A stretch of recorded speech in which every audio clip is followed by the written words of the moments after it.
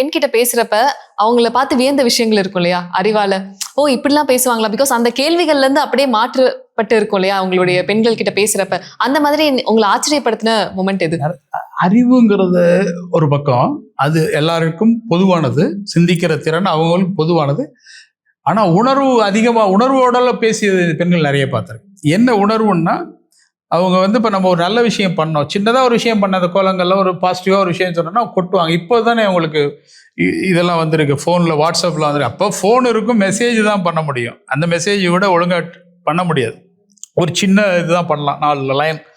அதனால் கடிதங்கள் தான் இருந்துச்சு அப்போலாம். நான் சொல்கிறது 2010 வரைக்குமே அப்படி தான் இருந்துச்சு. 2008 2007 வரைக்கும் அவ்வளவு பஞ்ச் லெட்டர்ஸ் வரும்.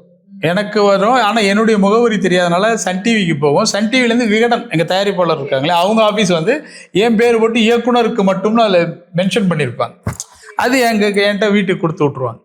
அதை பிரித்து படிக்கும்போது நான் எவ்வளவோ விஷயங்கள் அதில் அவங்க உணர்வுகளை ஒவ்வொருத்தரும் எல்லாருமே பார்த்தீங்கன்னா, இந்த ராமநாதபுரம், திருவண்ணாமலை, இந்த மாதிரி இந்த கிராமம் சார்ந்த நகரங்களாக இருக்குல்ல, அவ்வளவு படித்த பெண்களான ஏதோ ஒன்று படிச்சிருப்பாங்க, பிஎஸ்சியோ பிகாமோ ஏதோ ஒன்று படிச்சிருப்பாங்க. அவங்களுடைய உள் உணர்வு அப்படியே சொல்லியிருந்தாங்க.